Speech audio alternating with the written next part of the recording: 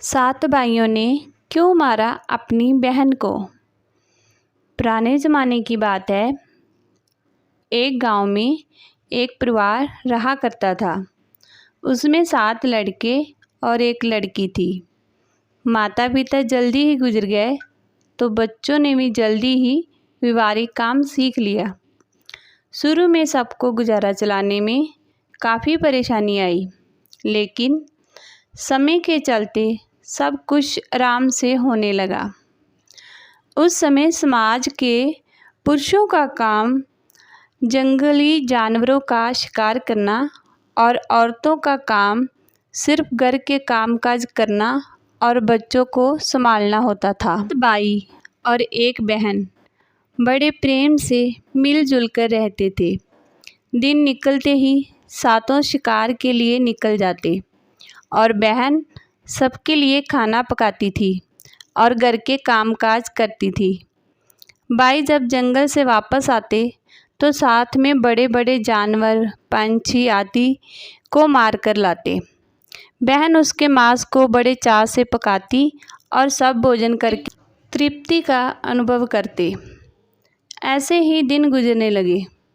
एक दिन की बात है, 7 भाई जंगल को गए थे। शाम होने चली थी। बहन सबके लिए खाना बना रही थी।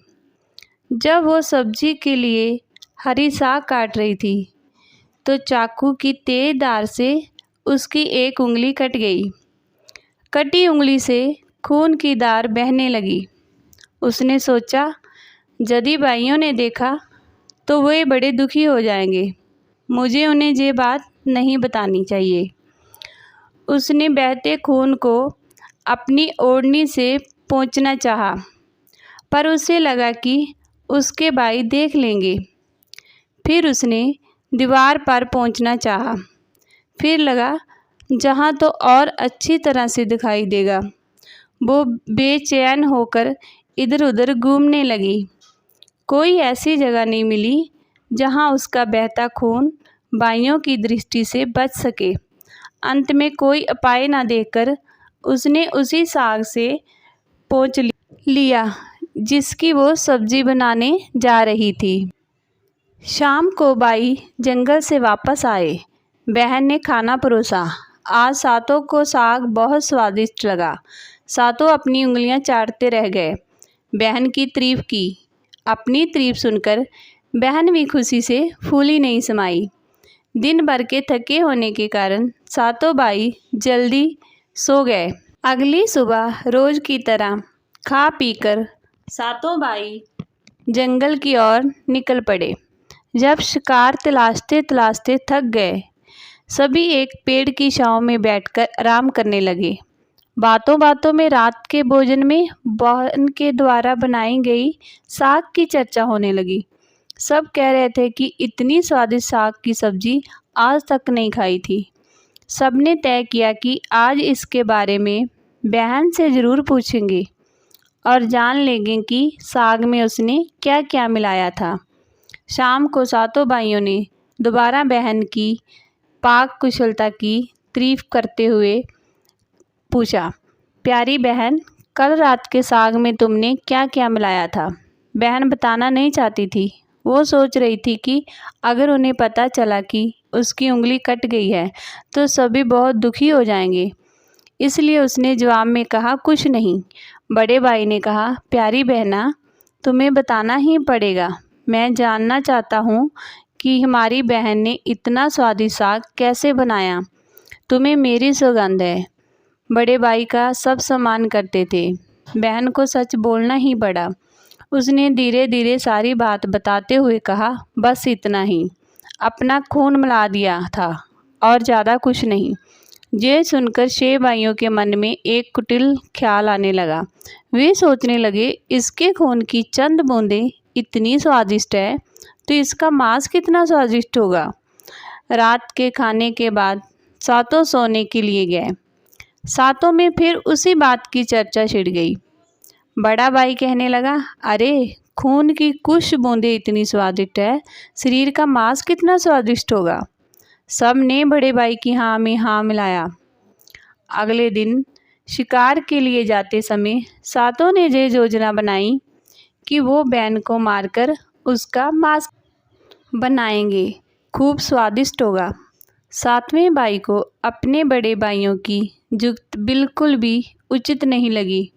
वो अपनी प्यारी बहन को बचाने के लिए बेचैन हो गया। वो खुलकर इसका विरोध नहीं कर सकता था, क्योंकि 6 भाई एक तरफ थे। शिकार करने के बाद सभी भाई ने मिलकर एक टिल्ले पर बांस के फट्टों से बने एक चबूतरे का निर्माण किया। उनकी योजना ये थी कि बहन को फुसलाकर जहाँ लाएंगे, तीर मारकर उसकी हत्या करेंगे और उसका स्वादिष्ट मांस खाएंगे। अगले दिन बड़े भाई ने बहन से कहा, प्यारी बहन, तुम बड़ी हो गई हो और शादी के लायक हो गई हो। मैंने तुम्हारे लिए एक सुंदर से वर की तलाश की है। आज हम उसका घर देखने जाएंगे। तुम्हें भी सज संवर कर हमारे साथ चलना होगा। बहन शादी की बात से बहुत खुश हुई। तुरंत तैयार होकर भाइयों के साथ चलने लगी। चलते चलते वो थक गई। वो बड़े भाई से पूछने लगी, मेरा ससुराल अब कितना दूर है? बड़ा भाई बोला, बस अभी पहुंचने वाले हैं। दूर से दिखाई दे रहे टिल्ले पर बने चांग को दिखाते हुए भाई बोला, वो देखो तुम्हारा ससुराल, जहाँ तुम राज करोगी। ये सुनकर बहन आनंदित हो उठी। चांग पर पहुँचते ही बड़े भाई ने अन्य भाइयों को बहन को चांग पर खड़ी करके रस्सी से बांस के खंभे के सहारे बांधने का आदेश दिया। सभी मिलकर फुर्ती से बहन को बांधने लगे। बहन असहाय थी। अपने सभी भाइयों को हथियारों के रूप में देखकर बहन का हृदय हाहाकार करने लगा। वो ईश्वर को याद करते हुए कहने लगी, हे ईश्वर, अब तुम ही मेरा सहारा हो। मेरे सातों भाई मेरी हत्या करना चाहते हैं। इनमें से एक भी ऐसा नहीं है जिसके दिल में मेरे लिए दया और प्रेम है। अपनी बहन की बातों से सातवां भाई द्रवित हो उठा। बहन की पुकार पर वो तड़प कर रह गया, पर 6 भाइयों का प्रतिवाद करने का साहस नहीं जुटा पाया। बहन को निम्रता से बांधने के बाद बड़े भाई ने उसकी बारी बारी से उस पर वाण से प्रहार करने का आदेश दिया।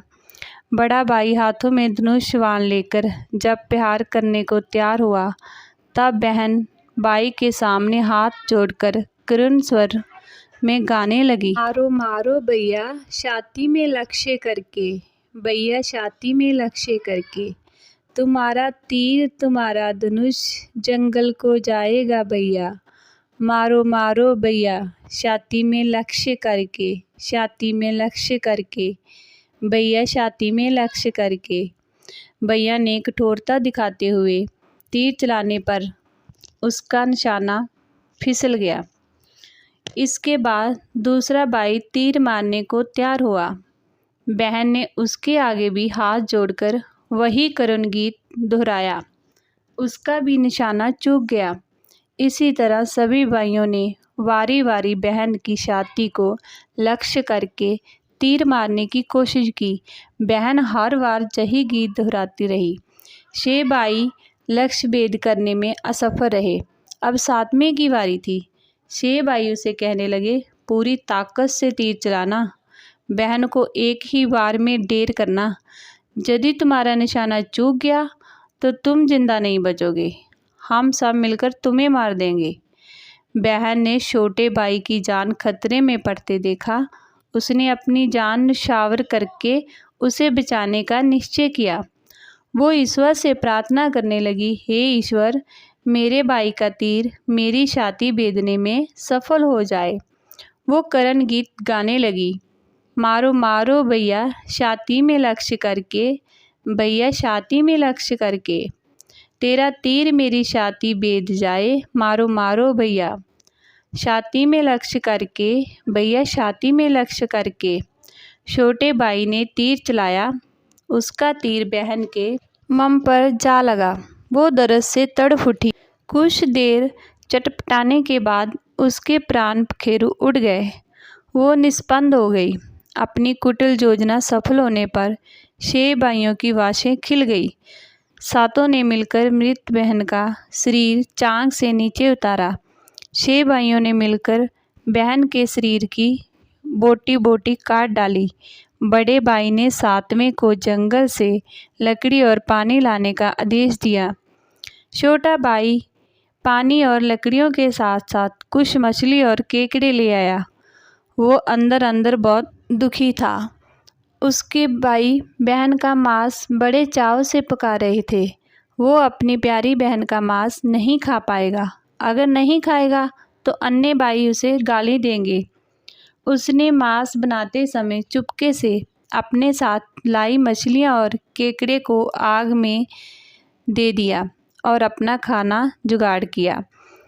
चावल और मांस तैयार हो गया। ज़मीन पर केले के पत्ते बिछाकर उसमें सबके लिए खाना परोसा गया। छोटे भाई ने पहले ही अपने बैठने के स्थान पर एक छोटा गड्ढा खोद रखा था। उसने अपनी पतल्स में परोसे गए नरमास को चुपके से गड्ढे में डाल दिया और मछली भात खाने लगा। अन्य भाई बहन की हड्डियां चबाने लगे। वो केकड़ा चबाने लगा। जब सबने बहन के शरीर के स्वादिष्ट मांस से अपना पेट भर लिया तो बड़े भाई ने 7वें भाई को जूठा साफ करने को कहा। उसने बहन की बची खुची हड्डियां और शरीर के अन्य भाग जैसे सिर, नाखून, पंजे आदि सब इकट्ठा करके उसी गड्ढे में डाल दिया और मिट्टी से ढक दिया। कुछ समय बाद उस स्थान पर बांस का एक पौधा उग गया। धीरे धीरे वहाँ बांसों का झुरमुट बन गया। एक बार कहीं से एक संत आए और उसी बांस की झुरमुट तले छुपकर मल त्याग करने लगे। उसी समय आकाशवाणी हुई, संत दुर्गंध आ रही है, संत दुर्गंध आ रही है। बार बार आकाशवाणी सुनाने देने लगी तो संत ने झटपट उस स्थान को साफ किया। उन्होंने झुरमुट में से एक बांस काटा और अपने साथ ले गए। उस बांस से उन्होंने एक केंद्रा बनाया। वो उसे बजा बजाकर दिन भर लोगों के घर जाकर भिक्षा मांगते थे और बदले में खूब सारा उपदेश देते थे। एक दिन संत भिक्षा के लिए बड़े भाई के द्वार पर गए। तब तक 6 भाइयों का विवाह हो चुका था। केवल 7वां कुंवारा था। ज्यों ही संत ने बड़े भाई के आंगन में कदम रखा त्यों ही संत का केंद्रा स्वयं बोल उठा, नहीं वजोरे केंद्रा, जही है दुश्मन सबसे बड़ा। बड़े भाई के घर नहीं वजोरे केंद्रा।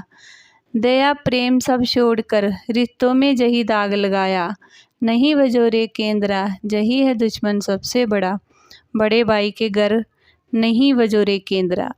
जोगी के वाजे से बार बार निकल रही इस रुदन से बड़े भाई के पसीने छूटने लगे। उसने अपनी पत्नी से जोगी को तुरंत भिक्षा देकर विदा करने को कहा। इसी तरह जोगी बारी बारी से 6 भाइयों के द्वार पर उपस्थित हुए। अब उसके आंगन पर कदम रखते ही केंद्रा से स्वयं ही जही गीत बजने लगता। उन्होंने भी अपनी पत्नी को तुरंत ही कुछ भिक्षा देकर विदा करने को कहा। उनके मन में ये डर समा गया कि यदि इसी तरह जोगी का केंद्रा बजता रहा तो उनकी ये पोल खुल जाएगी कि वो अपनी बहन के हत्यारे हैं। अंत में संत 7वें भाई के घर पहुँचे जो अभी तक कुंवारा था। वो अकेले रहता था। जब जोगी उसके द्वार पर उपस्थित हुए, केंद्रा बोल उठा, बजो रे बजो केंद्रा, मेरे सबसे छोटे भाई के घर। मन की बात मन में छुपाकर जुग जुग से रखा है अंतर में। बजो रे केंद्रा बजो, जही है मेरे सबसे प्यारे भाई का घर। जोगी के केंद्रा से प्यारा और दिलचस्प गीत बजते सुनकर छोटे भाई ने उन्हें सम्मान के साथ अपने घर में बैठने के लिए आसन दिया। ताबूत पान और जलपान से उनका सत्कार किया। इसके बाद केंद्रा के विषय में चर्चा हुई। जोगी ने केंद्रा की जन्म कहानी सविस्तार सुनाई। छोटे भाई ने उस केंद्रा को उसे देने की प्रार्थना की तो जोगी ने उसे छोटे भाई को सौंप दिया। जोगी के चले जाने के बाद छोटे भाई ने केंद्रा को अपने बिस्तर के सरहाने की तरफ एक साफ सुथरे स्थान पर धूप दीप जलाकर सम्मान के साथ रखा। कुछ दिनों के बाद छोटे भाई के घर में परिवर्तन दिखाई देने लगे। जब भी वो काम से लौटकर घर आता, सारा घर साफ सुथरा पाता। जब रोज़ रोज़ की यही बात दोहराने लगी तो छोटे भाई ने अपनी भाभीयों के घर जाकर पूछा, मेरी गैर हाजिरी में आप लोग मेरा घर साफ करते हो क्या? सभी ने जवाब दिया, हमें अपने घर के काम काज से फुर्सत नहीं है, तुम्हारा घर कैसे साफ करती? छोटे भाई ने निश्चय किया कि आज छुपकर वो देखेंगे कि उसका घर कौन साफ करता है। वो घर के कोने में छुप गया। वो सुनसान होते ही स्थापित केंद्रा से उसकी बहन की शक्ल की एक लड़की निकली, घर का सारा काम किया और फिर उस केंद्रा में समा गई। छोटे भाई ने ये बात अपनी बड़ी भाभी को बताई। बड़ी भाभी ने उसे समझाया, जो ही लड़की केंद्रा से बाहर निकलेगी तुम केंद्रा को आग के हवाले कर देना, फिर उस पर तुलसी जल छिड़क देना, फिर देखना क्या होता है। छोटे भाई ने बड़ी भाभी के कहे मुताबिक काम किया। उसने लड़की के निकलते ही केंद्रा को आग में डाल दिया और लड़की पर पवित्र तुलसी जल का छिड़काव किया। तुलसी दल के स्पर्श से वो मानव रूप में आई। बाई ने देखा तो उसकी प्यारी बहन है। उसने अपनी बहन को गले से लगा लिया। उसके बाद दोनों भाई बहन बड़े प्रेम से जीवन व्यतीत करने लगे। दोस्तों, ये थी हमारी आज की भाई बहन की कहानी। दोस्तों, अगर आपको मेरी आज की कहानी अच्छी लगी हो तो प्लीज़ वीडियो को लाइक और शेयर ज़रूर करना और चैनल को सब्सक्राइब करना बिल्कुल नहीं भूलना। और हाँ, कमेंट में बताना ज़रूर कि आपको आज की कहानी कैसी लगी है। और हाँ, अपने भाई बहन से सब प्यार से रहो, क्योंकि भाई बहन का रिश्ता बहुत प्यारा होता है। Thank you for watching.